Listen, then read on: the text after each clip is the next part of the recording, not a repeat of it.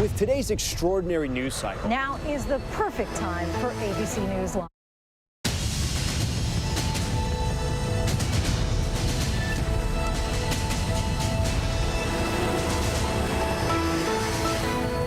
And there was a ton of rockfall in the mountains. I'm so glad I wasn't climbing right now. Major jolt, a 5.8 magnitude earthquake today in California's Central Valley.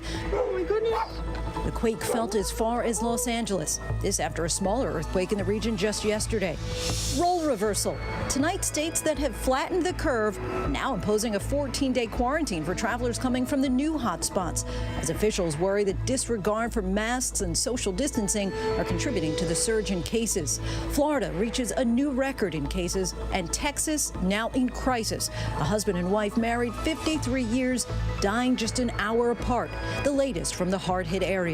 Stalling out as the calls for police reform grow, the Senate bill blocked by Democrats. Coming up, we talk to one of only a handful of Democratic senators who voted to open debate on the bill. The first official White House visit in months. President Trump welcomes the president of Poland today during Pride Month, while the LGBTQ community in Poland is fearful of the conservative leader's crackdown on their rights.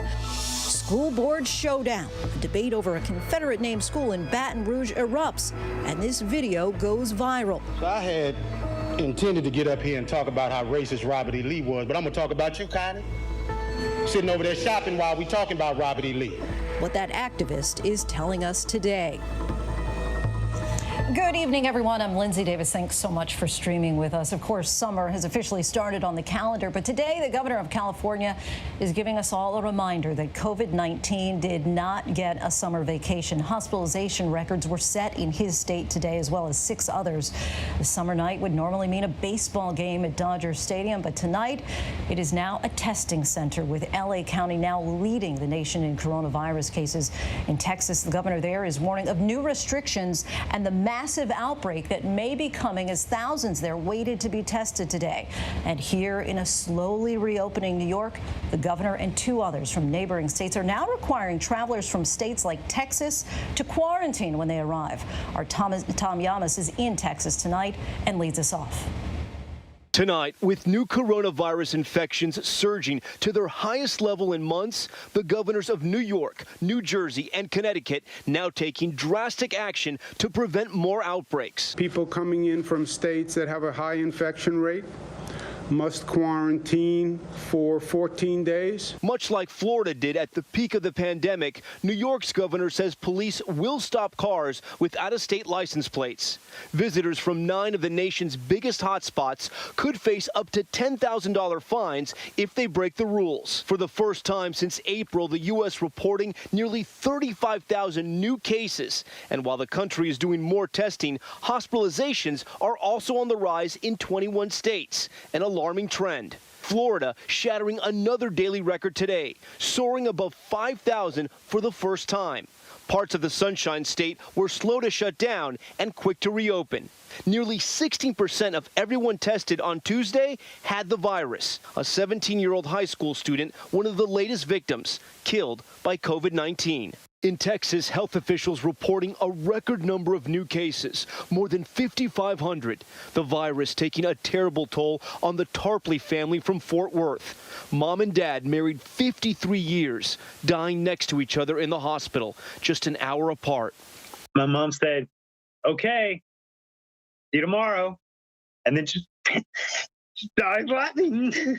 Yeah, she knows they're not tomorrow. And just outside of Houston, 3 members of the Rodriguez family dying from the coronavirus in just the last 2 weeks. In Harris County, which includes the Houston area, nearly 45% of all COVID-19 patients are Hispanic or Black, a stat that mirrors statewide numbers. At Texas Methodist Hospital, doctors taking us inside the ICU, healthcare workers suiting up for battle. They're now seeing entire families testing positive. How are you all holding up?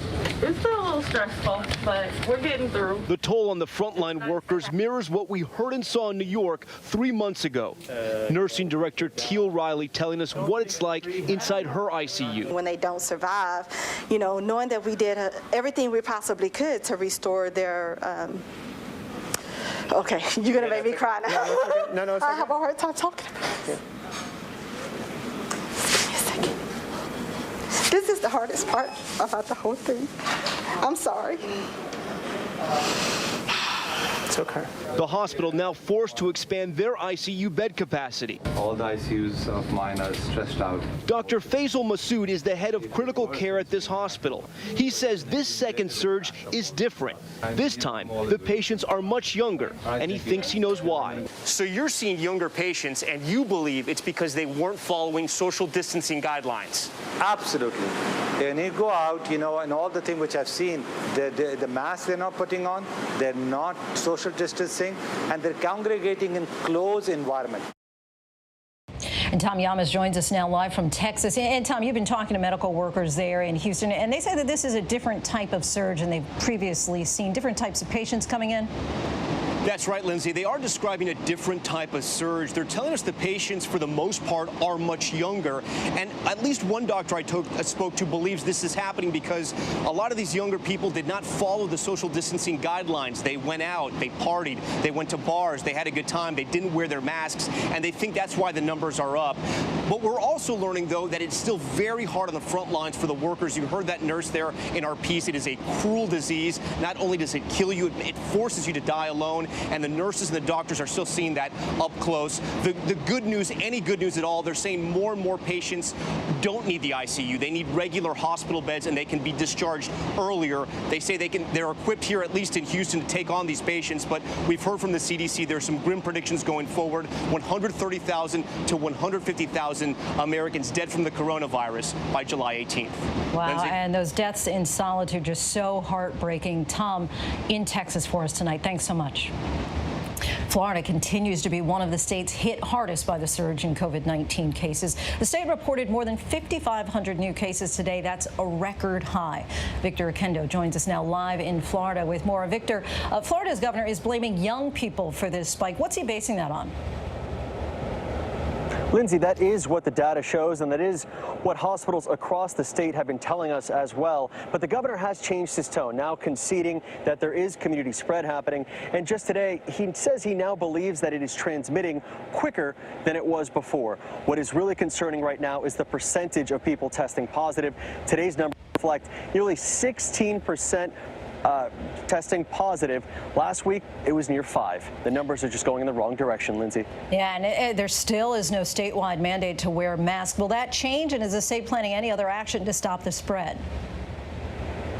You know, Lindsay, masks are face covering, something so simple, now becoming so confusing. There is no statewide mask order right now, leaving it up to local leaders, and that's where it gets complicated. So, for example, right now, I'm in Miami-Dade County, but I'm in the city of Miami Beach. In Miami-Dade County, if I'm in public and I cannot socially distance, I have to wear a mask. However, in Miami Beach, if I'm in public at all, I have to keep one on at all times. One last note, we just learned that the Miami-Dade County mayor is now dispatching a 100-person surge team to coronavirus hotspots. There will be an educational campaign, and they'll also be handing out supplies like hand sanitizer and masks. Lindsay?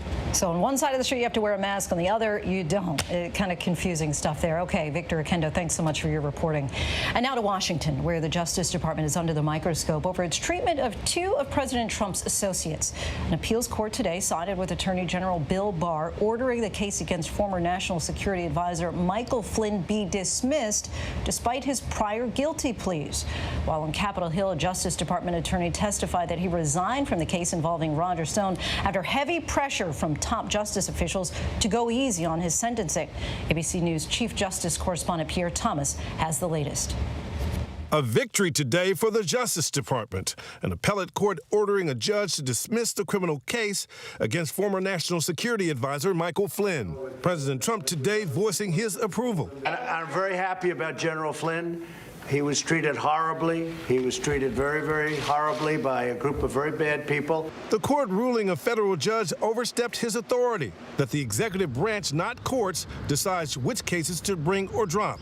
Barr's decision to drop the case against Flynn brought controversy because Flynn pled guilty twice to lying to the FBI in the Russia investigation. Lock him up! Trump tweeting it's the reason he terminated Flynn.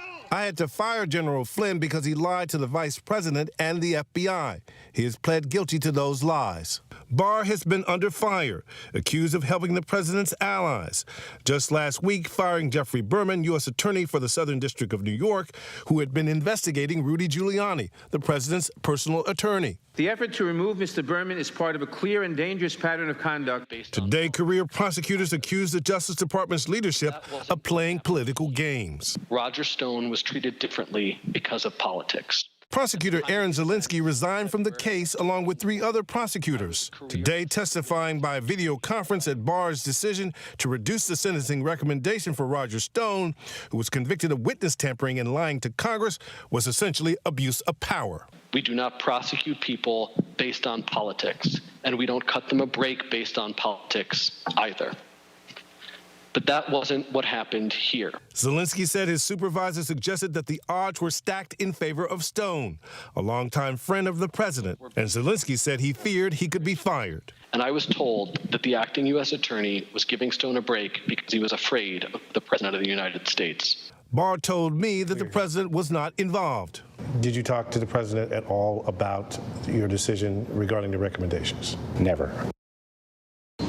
And Pierre Thomas joins us now. And Pierre, how is the Justice Department responding today to Zielinski's testimony? They're pushing back hard, Lindsay. They're saying that he has no evidence of anyone trying to pressure him regarding the Stones case. And of course, we just saw in your piece that you recently interviewed Attorney General Barr. How does he respond to the notion from his critics that he appears to be doing the president's political bidding? He basically says he's trying to make sure that the Justice Department is in fact not doing the political bidding of the president. But so far, the critics are not buying it, Lindsay. Pierre Thomas for us in Washington, D.C. Thanks, Pierre. And staying in Washington now, today, Senate Democrats voted down a Republican effort to debate the GOP policing reform bill, effectively ending the Senate effort to rein in law enforcement as thousands of protesters continue to demand racial justice in the wake of George Floyd's death. 60 votes were needed to open debate on the bill from GOP Senator Tim Scott, which offered federal incentives to compel police departments to implement best practices, train in de-escalation, and end some controversial tactics, financially penalizing those who do not. But Democrats say the bill was, quote, irrevocably flawed. Senator Schumer calling it a fig leaf.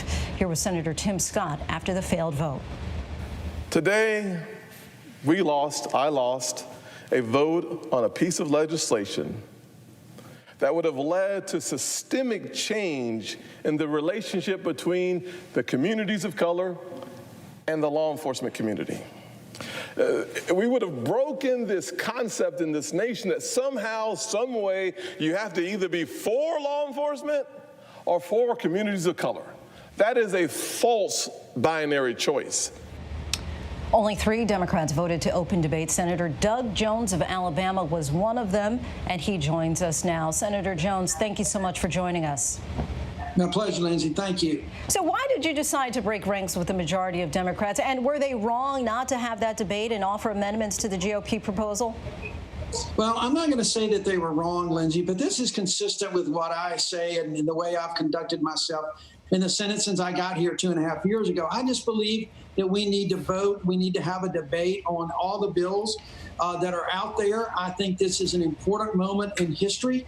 I think we have an important opportunity, and I wanted to see a full debate. I also wanted to see, though, a very fair amendment process. And to be fair to my Democratic colleagues, they absolutely did not believe that Senator McConnell would give them a fair process to make this bill stronger, because this bill is not adequate to do what Senator Scott said it would do. It is really very inadequate. I'm a co-sponsor of the Harris-Booker bill, but I think we should have debated, and I was hoping that enough of the Republican colleagues would come to the floor, talk to Senator McConnell, and let's have a full, fair, and open debate with serious amendment processes that can make this bill significantly better, get it in a position to go to conference with the House bill that's going to pass tomorrow, and let's get something done for the American people.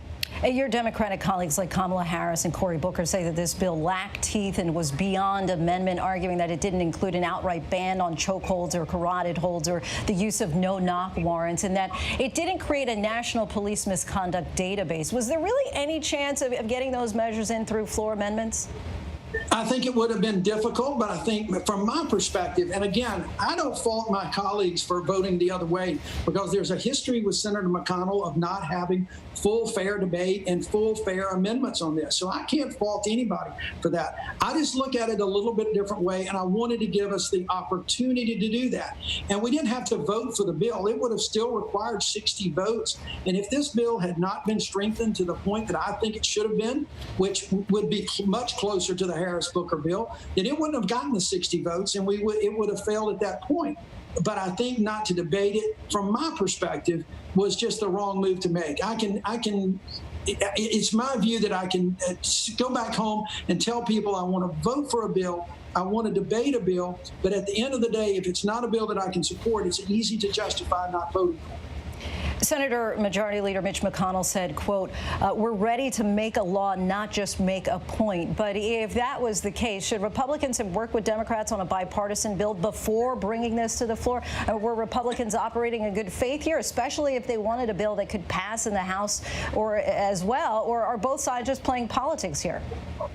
No, look, I don't put the entire Republican caucus at Senator McConnell's feet. I think this was a Mitch McConnell deal. He knew that this vote was going to fail. He knew that it didn't have the votes to pass. He wanted to make a political point. That's what Senator McConnell often does, especially as you're moving into an election season when the Senate is in jeopardy for him. So I think that there are a lot of Republicans and Democrats who want to have a bipartisan discussions to sit down and see where we can find common ground. I still believe that we can find common ground because the American people want this, they deserve this, and I think everybody, it's in every state of the union. And I think we can do that, but this was just a way for Senator McConnell to blame Democrats for blocking things, and that's really very, very unfortunate. We should have had bipartisan discussions on this at the Judiciary Committee or in a separate committee as suggested by Senator Schumer and Senator Harris and Senator Booker. We would have been happy to do that. I supported that effort to do that. And you said just now that we can still find common ground, but Senator McConnell has already said that he has no plans to bring a Democratic House bill for a vote in the Senate. So is police reform dead on arrival in Congress despite nationwide calls for change, or is there any potential for bipartisan negotiations on a bill that could salvage any of these reform efforts? It's a good question, and I think that if we need to have those discussions. Those discussions are going to take place, I believe, whether Senator McConnell approves of them or not. Ultimately, it will be the Republican caucus, if we can get something worked out with a number of different people that includes Senator Scott, includes Senator Harris, includes Senator Booker. If things can get worked out, I think there will be a tremendous amount of pressure to put it on the floor of the Senate because people want to see something done. I think that is from all walks of life, all races, all religions, male and female across the board want to see us do something. And the problem we've got now is that with a bill that was not going to fail, the people think that we can't even talk to each other. And that's unfortunate because that's not what the Senate is about. We should be able to talk to each other, and the American people want to see us get something done and not play these political games. And lastly, I just want to ask you quickly about COVID-19. Alabama is one of the states seeing a recent surge in cases. Any concern that people in your home state, especially young people, are not taking the social distancing and mask-wearing guidelines seriously? And what, in your mind, needs to change in order to control the spread? Well, there is absolutely a concern about that. It's been a concern of mine for some time. I said as the governor started opening the state back up, and I think our governor did a good job early on of trying to do the right thing and open up slowly. And she was also telling people at the time she issued her orders opening things back up, she was telling people it was safer at home to wear masks, to provide social distancing and the good hygiene. It's just that people didn't hear it and they didn't pay attention to it. And unfortunately, I think it's been politicized too much. And folks have ignored it. And I think there are not just young people. I think it's across the board except for the elderly who are in Alabama. Our seniors are very concerned about this. But people think that they've gotten the impression that this is just the flu, that they'll get sick, and they don't understand that the person next to them at the counter or the diner or wherever they go, maybe someone with a pre-existing condition, maybe having diabetes or a heart condition, and they could give that to them and they could end up dying.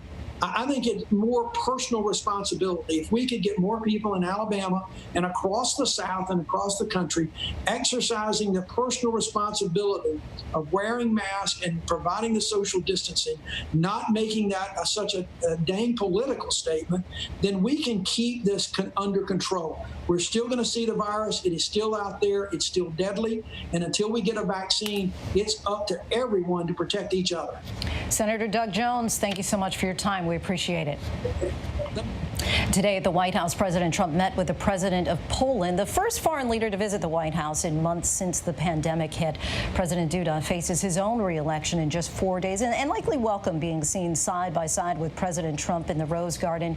But back home, Poland's LGBTQ community says that Duda is persecuting them in an appeal to conservative voters. And now activists in Poland are speaking up. ABC's David Wright has this story. At the White House today, a foreign visitor with baggage. Thank you very much, Mr. President. It's a privilege and honor to be here with you. President Andrzej Duda of Poland, up for re-election next week. A White House photo op with the U.S. president for any foreign leader is a sign of potency, telegraphing the message, this guy is on the world stage. It's my honor to have a friend of mine here, President Duda of Poland, who has done an incredible job, and I do believe he has an election coming up, and I do believe he'll be very successful. But for President Trump, this visit is not so timely. Trump is already on the defensive after clashes with Black Lives Matter. His visit with Poland's president risks alienating another constituency, the LGBTQ community, now celebrating Pride Month. This is what Pride looks like in Poland. A picnic held this past Saturday in Warsaw, sparsely attended, not just because of the weather and social distancing. In Poland, we have not that great situation with tolerance to and homophobia activities recently. But we wanted to show that our environment is open for everyone, and we're not scared of people who are against it. They say Duda and his government have made them less safe. I have friends that got beaten because they holding hands with his boyfriend. In small villages, I know that there are plenty of people that they try to kill themselves. With the Polish election just 4 days away, Duda and his government have sought to appeal to conservative Catholics in Poland by ramping up outrage at gays and lesbians. Anti-gay sentiment is not hard to find in Poland. Last year, there were violent clashes during Pride marches. The rainbow flag set on fire. Poland is the birthplace of Pope John Paul II. The country, conservative and Catholic in the extreme.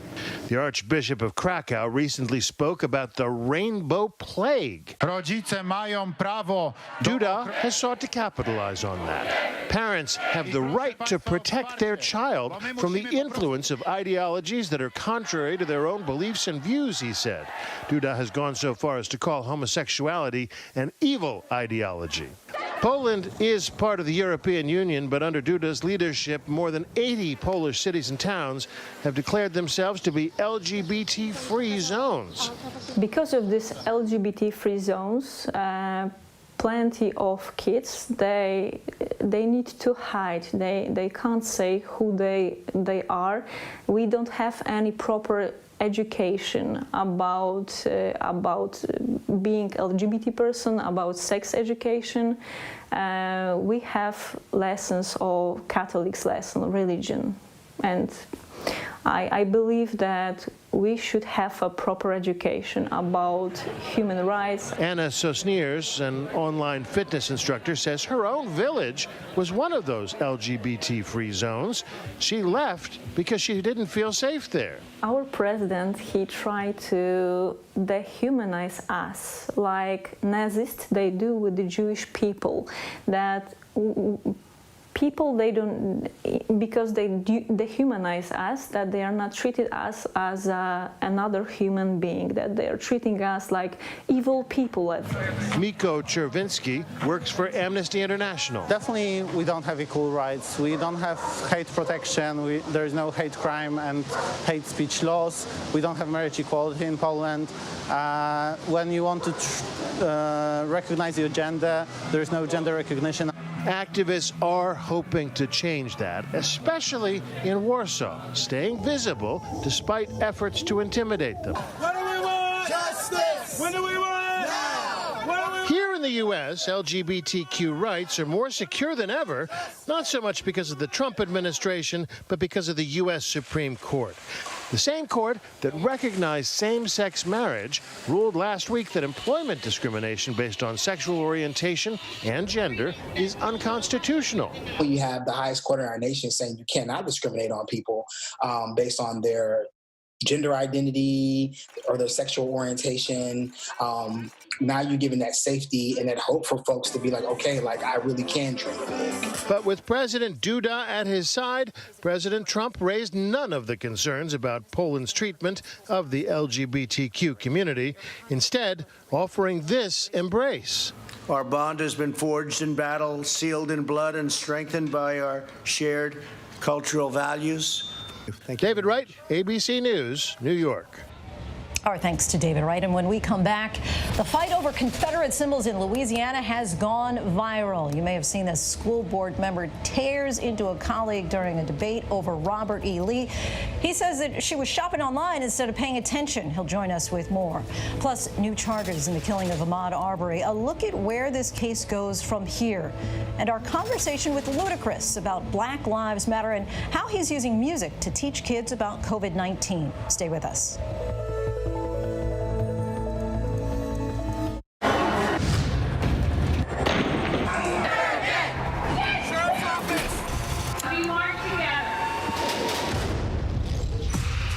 Powerful stories of our time, anytime.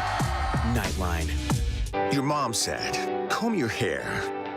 Your dad told you, smarten up. Your dog is judging you right now. And your best friend just called you crazy. We all need someone who'll pull no punches and give it to us straight. Now imagine getting your news like that. No bull, no spin, just give it to me straight. Straightforward news, straight to the heart of the story. ABC News, straightforward. With America reopening, how can you stay safe, keep your family safe, and thrive? We all have so many questions. And that's why we're right here for you with what you need to know. So join us afternoons with What You Need to Know at 1 Eastern, 12 Central, and Pacific on ABC. Welcome back. We turn now to the battle over Confederate symbols and a video that has gone viral. Lee Magnet High School in East Baton Rouge, Louisiana is one of more than 100 public schools across the country that's named after a Confederate icon. This one after Robert E. Lee. And during a school board meeting over whether to rename the school, activist Gary Chambers tore into school board member Connie Bernard, who has previously defended the school's name. And during the discussion, he took a photo of her appearing to be shopping online, and he called her out. Take a look. So I had intended to get up here and talk about how racist Robert E. Lee was, but I'm gonna talk about you, Connie, sitting over there shopping while we talking about Robert E. Lee. This is a picture of you shopping while we talking about racism and history in this country. Only white members of this board got up while we were up here talking too, because you don't give a damn, and it's clear. But I'm gonna tell you what the slaves, my ancestors, said about Robert E. Lee, since you don't know history, sister. Let me tell you that they said when he got the plantation, after he got off the field where 27,000 people died at Gettysburg, Connie, Robert E. Lee was a brutal slave master. Not only did when he whooped the slaves, he said lay it on them hard. If you want to name the building after somebody, how about PBS Pinchback, the first black governor of the state of Louisiana, when he was governor during Reconstruction? You want another name? Oscar Dunn, who was the lieutenant governor of the state of Louisiana. If you want to name it after somebody, honor the right people, the people who are on the right side of history. But it's your ancestor that the school is named after. So you're holding on to your heritage.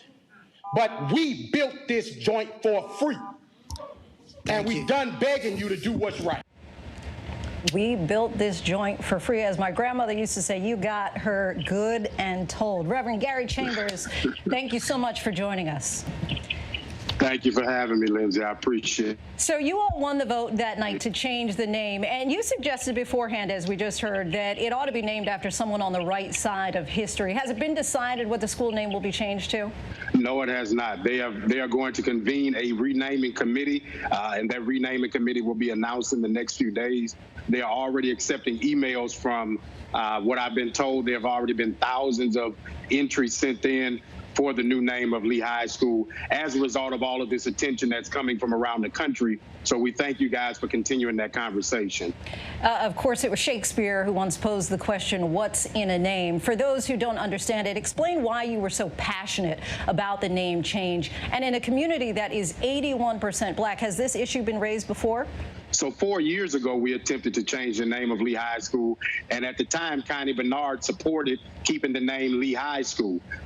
Every street surrounding Lee High School is named after a Confederate general. Stewart, Pickett, Ross, Floyd are all named after people who honored the Confederacy. And we've got to begin to stop doing this revisionist history where we only honor people who supported keeping our ancestors as slaves. And truthfully, they tried to divide America. We would never name a school after Osama bin Laden or Adolf Hitler, yet we've named schools after Robert E. Lee and his Confederate buddies, and it's just not right, and it does not give a full picture of the right side of history, in my opinion. And you've said that there is even a street that's named Whitehaven in the area. So does the name change effort stop with the school, or are you all just getting started in Baton Rouge?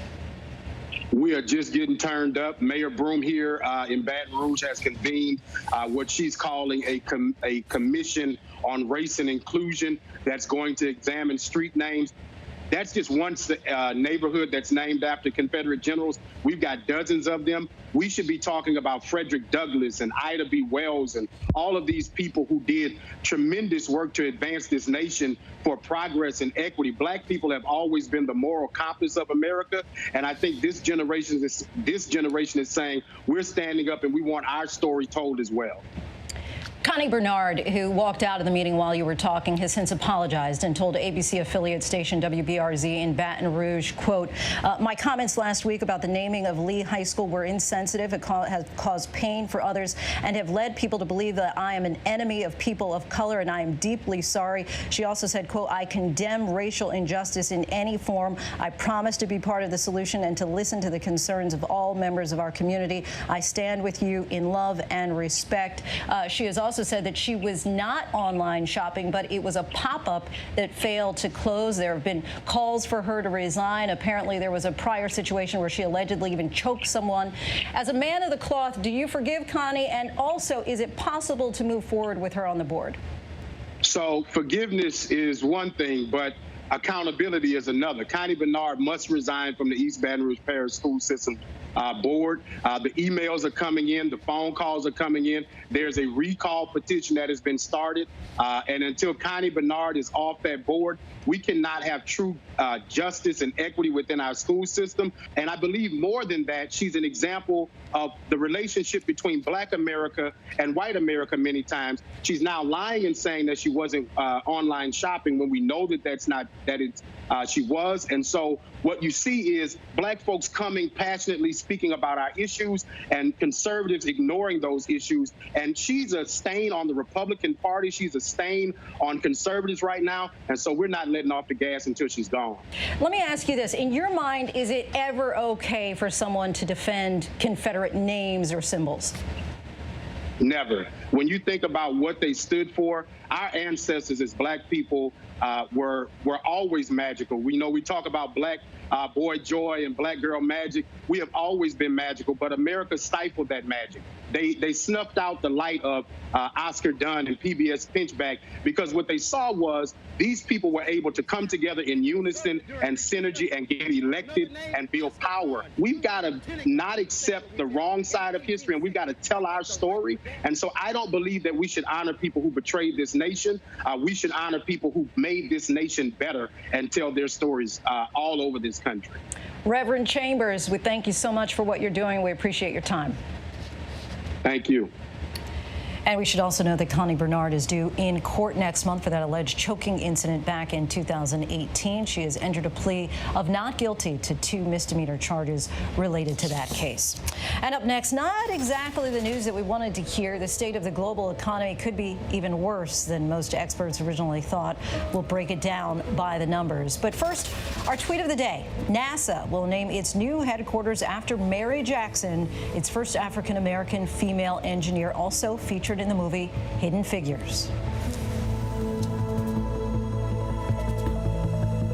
In times like these, the news-making events happen here. ABC News. President Trump meeting face-to-face with one of the world's most brutal dictators, Kim Jong-un. The president. Do you trust him? I do trust him, yeah. I think he trusts me, and I trust him. Ivanka Trump. I have to ask you about your emails. Your father had taken Hillary Clinton to task for this. There just is no equivalency. So the idea of lock her up doesn't apply to you? No. Comey. How strange is it for you to sit here and compare the president to a mob boss? Very strange. Michelle Obama. What do you wish you could tell your pre-White House self? Whew. Melania Trump. Do you think there's still people there that he can't trust? Yes. Still working now? Yes. Michael Cohen. So he's still lying? Yes. It's a big statement.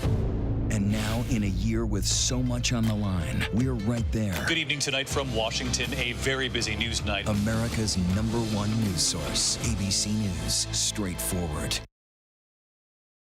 Welcome back, everyone. And now to the economy. Despite some encouraging signs recently, like a spike in U.S. retail sales and a drop in unemployment in the month of May, projections by top economists remain grim. We take a look at their recent predictions by the numbers. The U.S. economy will shrink by a whopping 8% this year because of the pandemic. That's according to the International Monetary Fund, or IMF. The IMF predicts that the U.K. economy will shrink by 10.2%, Germany's economy by 7.8%, and Italy and Spain's economies by 12.8% this year. And the global economy as a whole is expected to shrink by 4.9% in 2020, the IMF said, with advanced economies like ours hit especially hard.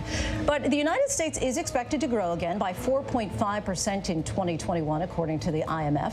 73% of economists surveyed by 538 in the University of Chicago predicted that U.S. economy will see a steep drop followed by a quick partial recovery and then a longer period of slow and mixed growth. They call this a, quote, reverse radical recovery. These economists said that it's unlikely. They give it only a 33% probability that U.S. GDP will return to its pre-coronavirus level in the next 2 years. The economists said our immediate economic future depends first on the course of the pandemic, second on consumer spending as businesses reopen, and third on federal stimulus spending. And when we come back, as the pandemic stretches on, is the workplace ever going to be the same? We look at how some companies in the Silicon Valley, big and small, are reacting and what they see on the horizon. Plus, rapper Ludacris joins us live to talk about Black Lives Matter and how he's using music to help keep kids safe from COVID-19. But first, here's some of the trending headlines on abcnews.com.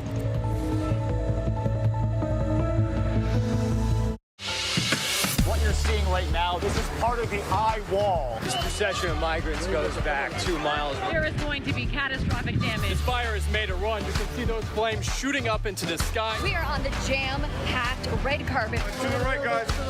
So this is the 4th weekend of protests.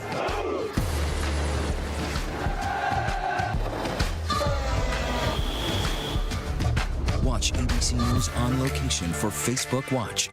What's the most innovative daily news podcast out there to listen to every day? Well, the Edward R. Murrow Awards say it's Start Here, the daily news podcast from ABC News. Even the New York Times calls us a top news podcast worth listening to. So if you like getting behind the biggest news stories of the day, inside all the details, the backstory, and what will happen next, then listen to Start Here, the daily news podcast from ABC News. It's like no other news podcast out there. Even the critics agree. Listen free on Apple Podcasts.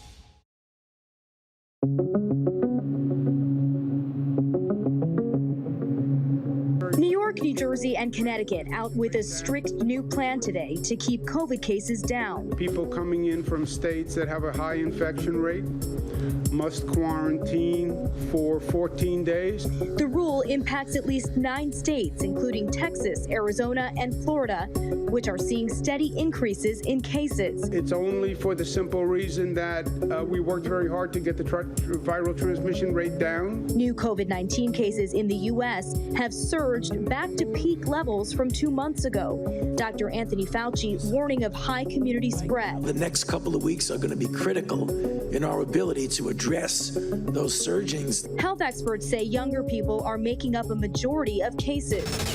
This is another positive step, another great step for finding justice for Ahmaud. Today, a grand jury in Georgia handed out indictments in the Ahmaud Arbery case. He was shot and killed while running in a neighborhood in Brunswick. The 3 men charged in the case, Travis McMichael, Gregory McMichael, and William Roddy Bryan, have all been indicted for murder by the grand jury. They now face 9 charges, including malice murder and felony murder. Bayer, the makers of Roundup, agreeing to a $10 billion settlement involving about 95,000 cases. The popular weed killer accused of causing cancer. The settlement includes money for future claims. The company still insists Roundup is safe. Oh, I guess you wouldn't want me doing this.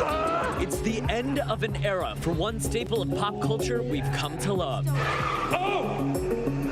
Missed it! Not him. That.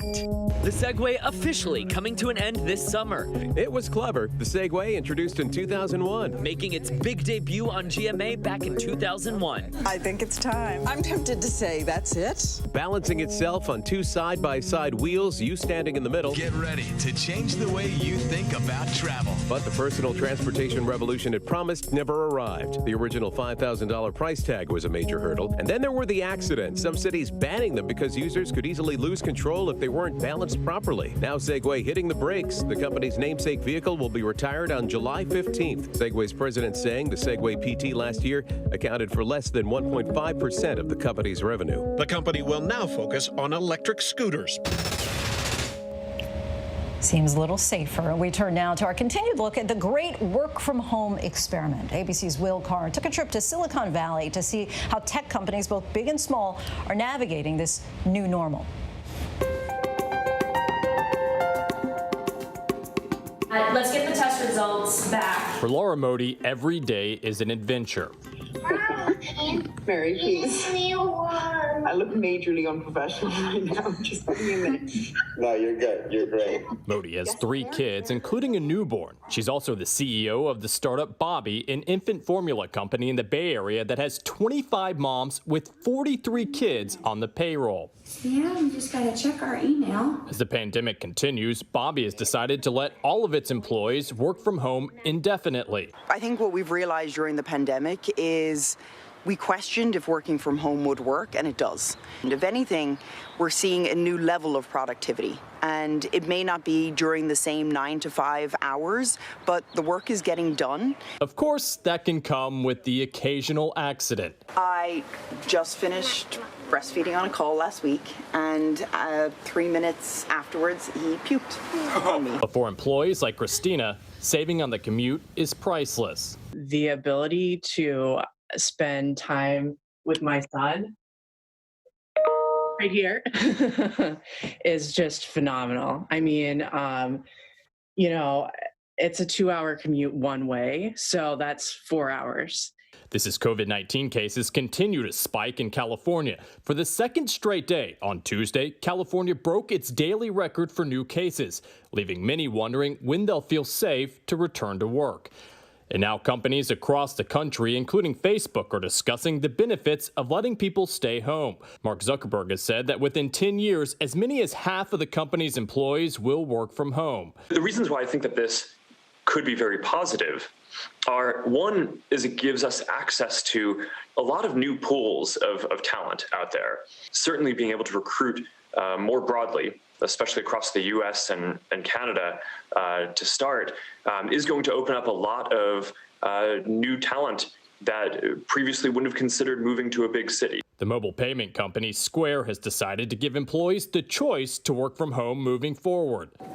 As people kept working during shelter in place, we came to realize that actually a large number of employees were doing a really good job of maintaining the same levels of creativity and productivity and collaboration with others, even though they were working from home. And so we decided, well, if people are most creative and most productive at home, why not just extend that after shelter in place? It's a move that's being celebrated by the Silicon Valley Real Estate Group. We believe that this is going to be strong for not only tech employers, but our employees, which are our most precious commodity in an innovation economy.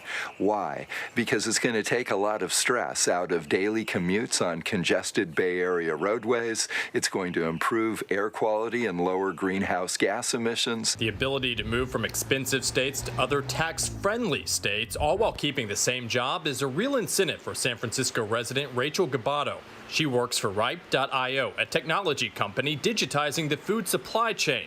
She's now looking at moving to Arizona or Nevada. Currently, I'm paying about $3,800 all in, and I probably will save about, $1,500 a month, which is kind of significant when I'm, looking to retire, and, I want to have a good kind of quality of life when I retire as well. And while being further apart can come with limitations like spotty Wi-Fi or incessantly loud kids, back at Bobby, the moms have found that they're actually growing closer by taking the time to share their personal experiences while at work. It's probably like the last few days of feeding him, which feels, after 9 months, just feels sad. Having a baby for the first time is daunting. Having a baby during a pandemic is very scary. We've noticed that 74% of moms are feeling more mental health strain than they ever have before. So one of the things that we've implemented is just more personal check-ins when it comes to work. We kick off every week and we end every week with, how are you doing personally?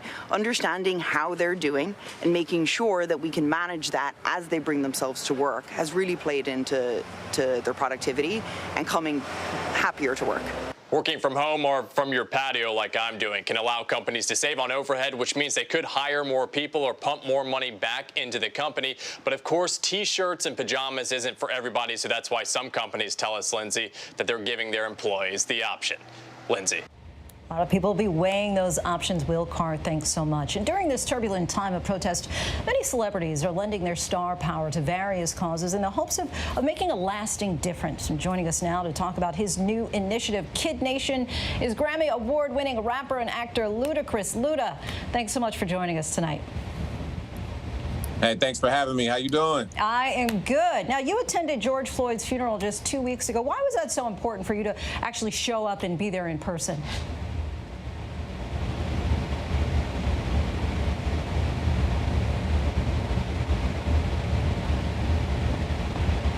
We may have lost his signal, so we're going to stand by for a second to see if we get that back up.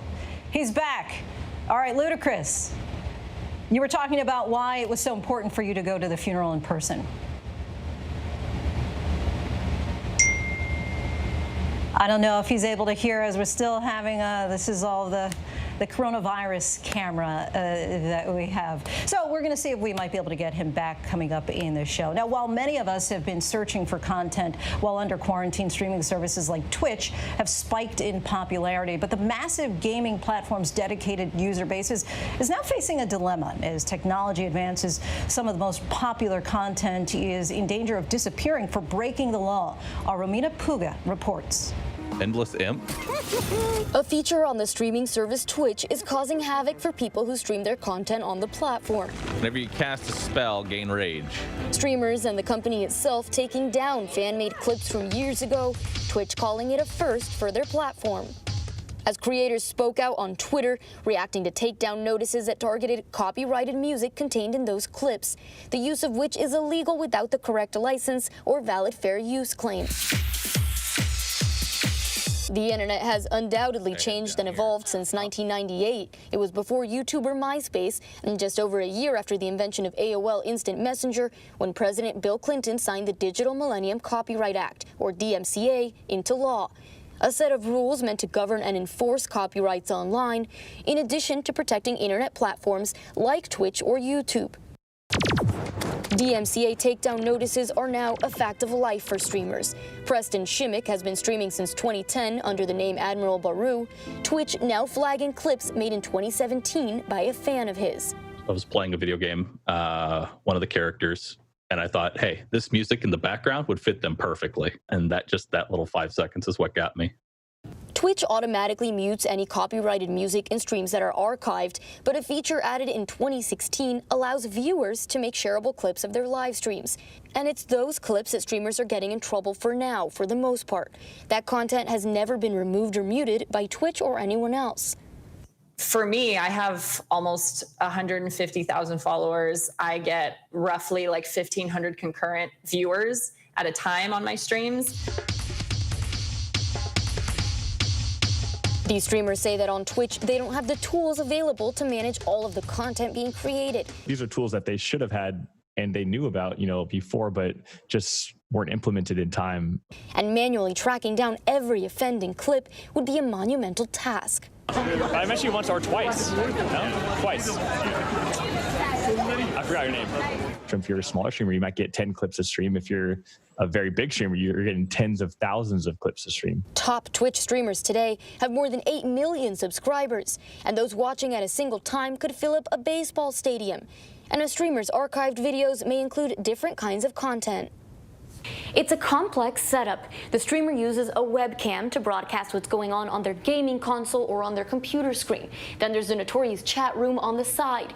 Now, if any of that content includes copyrighted material and is being used without permission, the streamer could get a DMCA takedown request.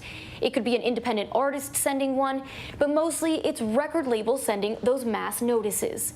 Each violation is a strike against your account on the Twitch platform, regardless of when it occurred. The strikes expire at the end of every year, though Twitch does not explicitly state how many strikes would lead to a permanent ban. According to their community guidelines, multiple violations of our policies may lead to a permanent suspension of your account. A fact that 25-year-old Avery, known online to her fans as Little Sia, is well aware. One of her clips from 2017 was flagged by Twitch. We get to stream games to raise money for charity or raise awareness or whatever. We can do so much good with it. But I've kind of swallowed that pill that one day I could wake up and it's just all gone. Jake Abramson, known to his viewers as Jake and Bake, is an IRL streamer, someone who takes his viewers into the world outside, where music could be playing anywhere. It's scary to be or to realize that, your whole livelihood rests on whether or not you get flagged for, in my case, a background song playing in the street while I'm, there. We reached out to Twitch, which referred us to its statement posted on Twitter. This is the first time we have received mass DMCA claims against clips. We understand this has been stressful for affected creators and are working on solutions. Twitch's head of content saying on Twitter, if you drive a truck, know the laws of the road. If you stream content, know the laws of the internet. Ironically, according to experts, provisions in the DMCA have protected innovators like live streaming services from some copyright infringement issues. A lot of people attribute the rise of services like YouTube, like Twitch, platforms for so-called user-generated content to the safe harbors of the DMCA. Twitch addressed concerns through Twitter last week, saying tools were coming in the weeks and months ahead to help creators manage their content and catch any future DMCA violations. The Recording Industry Association of America telling ABC News Twitch must play by the same rules as every other platform. Lindsay? All right, Romina, thank you so much. And I think we have a signal back with Ludacris. I was just asking you about attending George Floyd's funeral 2 weeks ago and why it was so important for you to actually show up and be there in person. Yeah, absolutely. And my apologies. There's a storm going on here in Atlanta, so it's all over the place. We get it. I wanted to pay my respects. I wanted to listen to his family and, get to know more about him as an individual. And I obviously just wanted to see how I can learn more about fighting this fight of racial injustice apart from what I'm already doing, and not only in my own community. And if you can still hear us, do we still have a signal? Okay, all right. And of course, you're a girl dad. You have 3 daughters of your own, and you've always cared about the youth, even from the very beginning of your career. And now you're starting this new initiative, Kid Nation, which will launch at the end of the summer. Tell us what it's about and why you decided to start it. Well, man, kids are so innocent, they're so honest, and I feel like we need to be able to talk to our children about the things that are going on today. So I wanted to help, like I was just saying, use my platform for something positive. So we created this enriching platform that has music videos by kids and for kids, and it's called KidNation.com. They can follow us on @KidNation on social media, Instagram, and find out more about it. But we're going to launch the entire platform towards the end of the summer. But right now we have a video talking about washing your hands, staying clean, of course, during these times, and also about racial injustice and maybe how to talk to the kids and from their perspective, how they're feeling about things that are going on. So again, just using my platform to do something positive. And Kid Nation just released a song called Get Along. Tell us more about that song and some of the music's message. We may have lost a signal. Some of the music's message. Yeah, some of the music's message is really just from a kid's standpoint and just wondering what's going on. They just want everyone to get along. They just want to lead with love. And I think that's what's important is they can teach us so much more sometimes than we can teach them, because as adults somewhere along the way, we tend to forget that. And, you know, I want to present this because it's so pure, and you have people watching this video that's on KidNation.com, and it's bringing them to tears because of the emotion and everything that's going on. So we're just trying to teach love, because love trumps hate all the time. Yes, it does. Now, you've received several state and national awards for your philanthropic work. You were in the 40 Under 40 for your Ludacris Foundation, have done everything from recording stay-in-school attendance messages for students to supporting the National Runaway Switchboard. Where does that drive for service work come from? What makes you work just as hard in your activism as your art? Because I can see the result of what impact that I have on children that I'm able to affect. So, of course, the more that you do that, the more you want to reach as many kids as possible, or just reach as many people as possible, because, of course, we're here. You know, with great power comes great responsibility. So I take that responsibility, and I'm constantly trying to do things that I know are going to empower and impact people on a positive note. It's all about love. Like I said, hate may win some battles, but love always wins in the end. And I am 100% just on a mission to do everything I can to make people smile, to make people learn, and so that our kids don't have to go through what we're currently going through right now. And we know that music certainly has the power to educate, but also bring issues to light facing the Black community and society as a whole. What do you think the power of music can be in this particular moment of change for the little ones and the grown-ups too?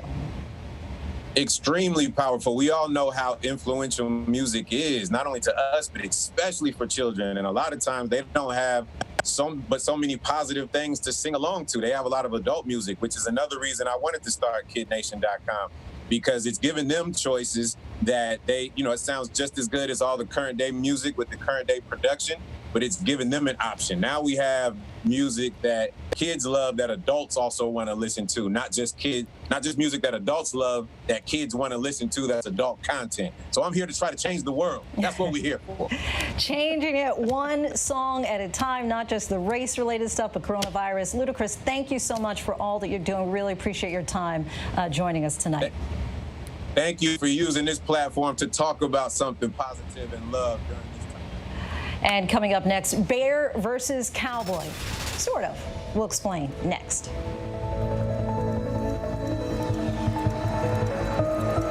With America reopening, how can you stay safe, keep your family safe, and thrive? We all have so many questions. And that's why we're right here for you with what you need to know. So join us afternoons with What You Need to Know at 1 Eastern, 12 Central and Pacific on ABC. Friday nights, 9, 8 Central. True crime.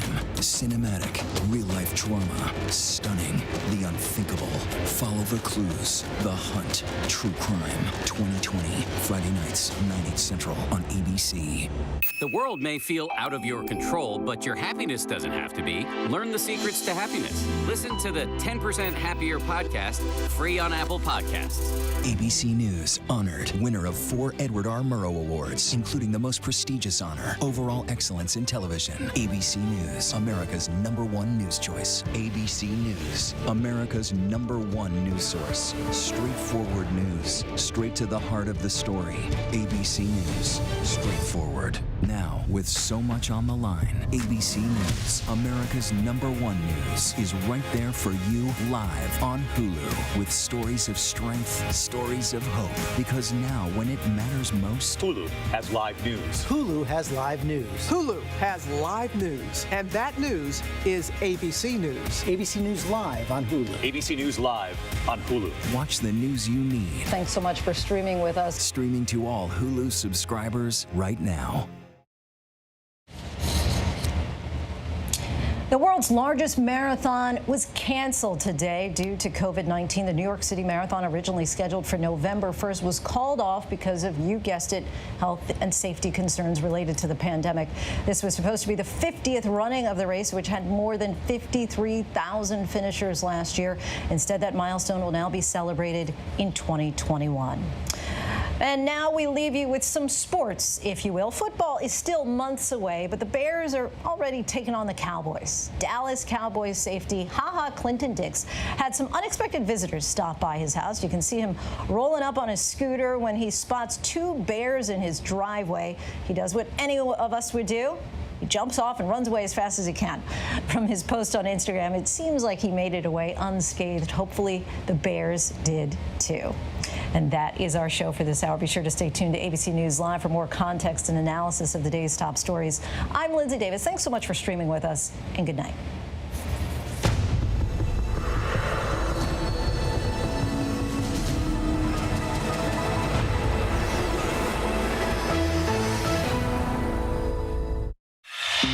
What you need to know right now. Southern